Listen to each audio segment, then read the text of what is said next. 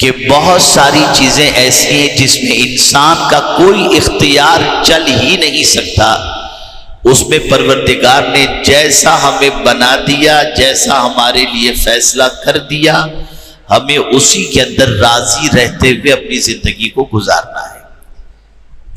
تو ایک پوزیشن تو یہ ہوئی کہ جہاں ہمارے پاس کوئی اختیار نہیں۔ اب دوسری پوزیشن یہ ہے کہ اللہ عز و جل نے بہت ساری چیزیں ہمیں عطا فرمائیں، لیکن وہاں اختیار بھی دیا۔ جیسے آنکھ اللہ نے عطا فرمائی تو ہمیں یہ پاور دیا کہ ہم کیا دیکھیں اور کیا نہ دیکھیں۔ ہم اگر کوئی چیز دیکھنا چاہیں تو ہی ہم دیکھ سکتے ہیں، اور جو دیکھنا چاہیں وہی دیکھ سکتے ہیں، جو نہ دیکھنا چاہیں وہ نہیں دیکھ سکتے۔ تو یہ دیکھنے نہ دیکھنے کا اختیار اللہ نے ہمیں عطا فرمایا۔ اللہ نے ہاتھ عطا فرمائے، اختیار دیا، چاہے تو کسی مظلوم کے سر پر ہاتھ رکھیں، یتیم کے سر پر ہاتھ رکھیں، غریبوں کی مدد کریں، چاہے تو اسی ہاتھ سے کسی پر ظلم کریں یا زیادتی کریں، یہ ہمارے اختیار میں۔ اللہ نے ہمیں پیر عطا فرمائے، اختیار دیا، ان پیروں پہ چل کے مسجد کی طرف جاؤ، یا ان پیروں پہ چل کے اللہ عز و جل کی ولیوں کی بارگاہ میں جاؤ، ان پیروں پہ چل کے خانہ کعبہ کی طرف جاؤ، یا ان پیروں پہ چل کے مدینہ منورہ کی طرف جاؤ۔ یہ اختیار اللہ نے عطا فرمایا۔ ہم جس طرف جانا چاہیں اپنے پیروں کے بل پہ ہم جا سکتے ہیں، یہ پاور اللہ نے ہم کو عطا فرمایا ہے۔ زبان اللہ نے عطا فرمائی، اختیار دیا، کیا بولا جائے کیا نہ بولا جائے، کہاں بولا جائے کتنا بولا جائے، یہ ہمارے اختیار میں۔ تو اسی طریقے سے یہ بات اچھی طرح سے ہمارے ذہن میں رہنی چاہیے کہ بعض چیزوں میں اللہ نے ہمیں کوئی پاور دیا ہی نہیں ہے، اور بعض چیزوں میں اللہ نے ہمیں مکمل پاور دیا ہے، ہم جس طرح چاہیں اس طریقے سے کریں۔ تو جن چیزوں میں اللہ نے پاور دیا، ان چیزوں کو کیسے استعمال کرنا اور کیا مفید ہے اور کیا مضر ہے، اللہ عز و جل نے اس کا ایک نظام عطا فرما دیا۔ اسی نظام اور اسی قانون کا نام ہے اسلام۔ آنکھ اگر اللہ کے قانون کے مطابق اٹھاتے ہو اور آنکھ سے دیکھتے ہو، تو جو دیکھنے کے لیے اللہ نے حکم دیا ان چیزوں کو اگر دیکھتے ہو تو یہ دیکھنا اسلام ہے، اور جن چیزوں سے آنکھوں کو بچانے کا حکم دیا ان چیزوں سے آنکھوں کو بچاتے ہو تو یہ بچانا بھی اسلام ہوا۔ اسلام کا معنی ہوتا ہے اللہ کے حکم کے سامنے اپنے سر کو جھکا دینا۔ اب ہم اپنی زندگی کا جائزہ لیں کہ ہم کیسے مسلمان ہیں۔ تو ہمارا پورا اسٹرکچر، ہمارا پورا وجود اگر ہم دیکھیں تو نام کے تو ہم مسلمان نظر آتے ہیں، لیکن پورا وجود جس چیز کے اندر گرفتار نظر آتا ہے وہ ساری چیزیں ایسی ہیں کہ کہیں سے بھی اسلام ہماری زندگی میں نظر نہیں آتا۔ جو اللہ نے دیکھنے کے لیے کہا وہ دیکھ نہیں رہے، جس سے بچنے کے لیے کہا گیا وہ ہم اس سے بچ نہیں رہے، اور پھر بھی ہم کہتے ہیں کہ ہم مسلمان ہیں۔ تو میرے پیارے آقا صلی اللہ علیہ وسلم کے پیارے دیوانوں، ایسا اسلام کہ نام کا ہو انسان کو عزت نہیں دے سکتا۔ یہ تمہید میں نے اس لیے باندھی ہے تاکہ میں آپ کو سمجھا سکوں۔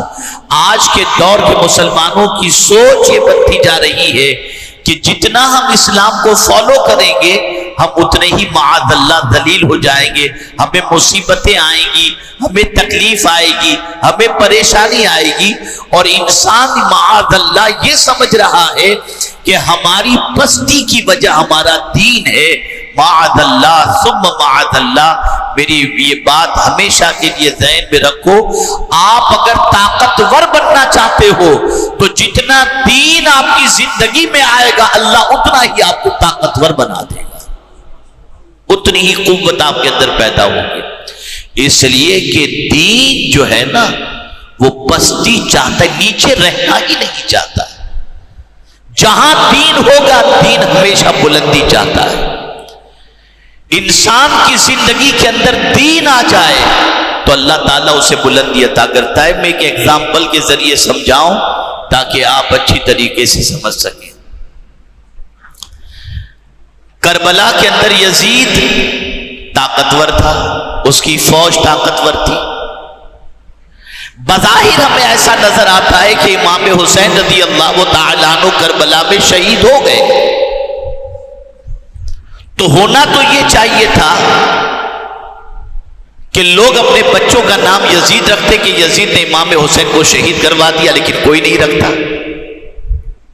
لیکن شہید ہونے والے امام حسین کا نام ہر کلمہ پڑھنے والا اپنے بچے کا رکھنا چاہتا ہے۔ وجہ کیا ہے؟ وجہ سب سے بڑی یہ ہے، یزید کے پاس جو ہے وہ تخت و تاج تو ضرور تھا، لیکن وہ دین جو حسین کے پاس تھا وہ یزید کے پاس نہیں تھا۔ اس بنیاد پر اللہ نے امام حسین کو عزت عطا فرمائی، اس وجہ سے اللہ نے امام حسین کو بلندی عطا فرمائی، اس وجہ سے اللہ عز و جل نے امام حسین کا نام آج بھی زندہ رکھا ہے، اور قیامت تک یہ نام زندہ و جاوید رہے گا۔ سوچ اپنی بدلو۔ آج ہم کہہ رہے ہیں کہ دن کے اجالے میں اور رات کے اندھیرے میں کچھ بھی ہو جاتا ہے اور کوئی بھی قانون پاس ہو جاتا ہے، مسلمان بالکل بے بس ہے، مسلمان کچھ نہیں کر سکتا۔ میں آپ کو صاف بتاتا ہوں، جس دن ہماری زندگی میں صحیح معنوں میں اسلام آ گیا، اللہ تعالیٰ اس اسلام کی برکت سے ہمیں دنیا میں بھی بلندی عطا کرے گا اور آخرت میں بھی بلندی عطا کرے گا۔ غلطی سب سے بڑی یہ ہے کہ ہم نے دین کو ڈسٹینس پہ رکھا ہے۔ دین کو فالو کرنا، دین کو اپنی زندگی میں نافذ کرنا، اسے ہم نے ضروری نہیں سمجھا، اور نہ ہم کبھی اس کی طرف توجہ دیتے ہیں۔ ہم ضرور فارم فل اپ کرنا ہوگا تو ریلیجن کے آگے مسلم لکھ دیں گے، اسلام لکھ دیں گے، لیکن اپنی زندگی میں تلاش کریں ہم اسلام کو، ہم کتنا اپنے رب کے فرمان کے آگے جھکتے ہوئے نظر آتے ہیں۔ اسی لیے قرآن نے کہا افغیر دین اللہ یبغون، کیا اللہ کے علاوہ، اللہ کے دین کے علاوہ کچھ اور تم تلاش کرتے ہو، کوئی اور دین تلاش کرتے ہو؟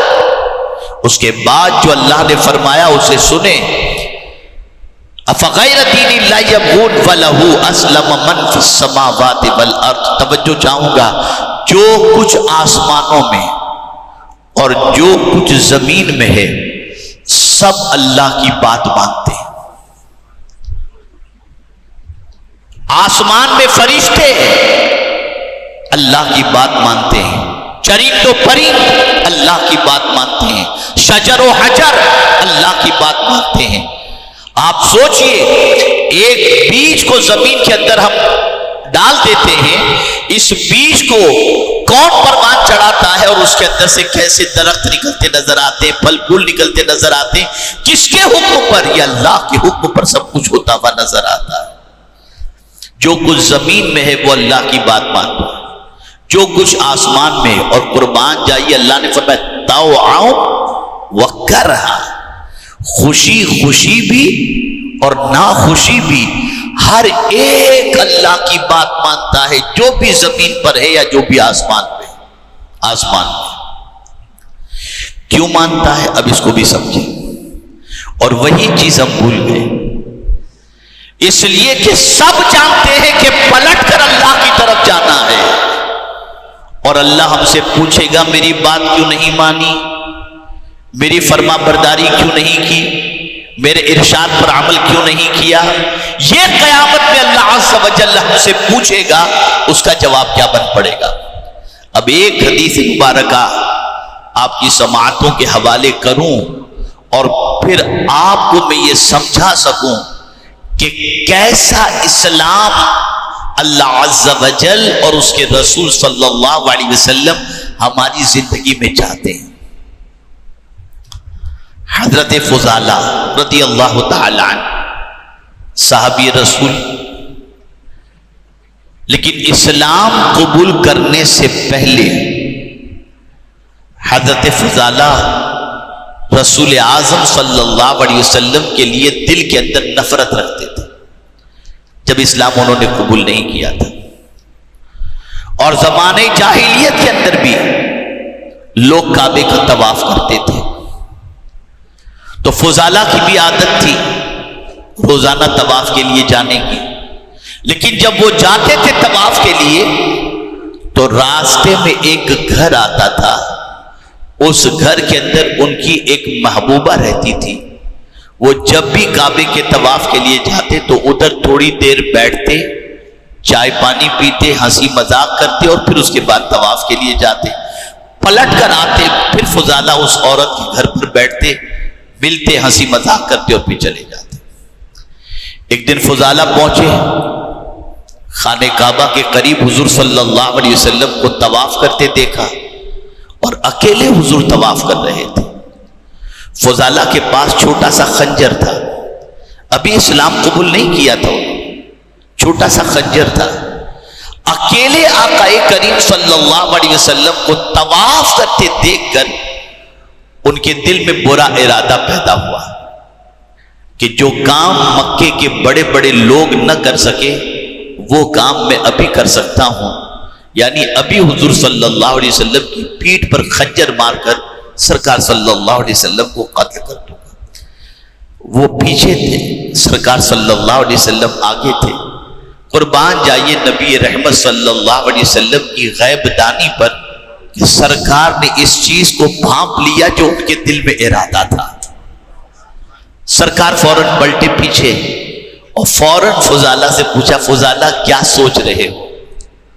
اتنا کہنا تھا کہ وہ گھبرا گئے. کہا نہیں کچھ بھی نہیں, میں تو عبادت کرتا ہوں. غور سے سنیے گا, میرے آقا صلی اللہ علیہ وسلم نے اپنا ہاتھ فضالہ کے سینے پر رکھا. فضالہ کہتے ہیں حضور نے جیسے ہی اپنا ہاتھ میرے سینے پر رکھا میرے دل سے حضور کی نفرت نکل گئی اور محبت پیدا ہو گئی, محبت پیدا ہو گئی. اور پھر حضور صلی اللہ علیہ وسلم نے فرمایا فضالہ کب تک تم مجھ سے دور رہو گے, میری دعوت سے دور رہو گے؟ بس اتنا سننا تھا کہ فضالہ نے کہا حضور مجھے کلمہ پڑھائیے. سرکار نے کلمہ پڑھایا صلی اللہ علیہ وسلم, فضالہ مسلمان ہو گئے. دیکھیں کیسا اسلام اللہ چاہتا ہے, اس اسلام کو اپنی زندگی میں ہم تلاش کریں. فضالہ اسلام قبول کر چکے, آقا کریم صلی اللہ علیہ وسلم کے پاس بیٹھے, کچھ سرکار صلی اللہ علیہ وسلم سے انہوں نے سیکھا, کچھ سمجھا, کچھ علم حاصل کیا.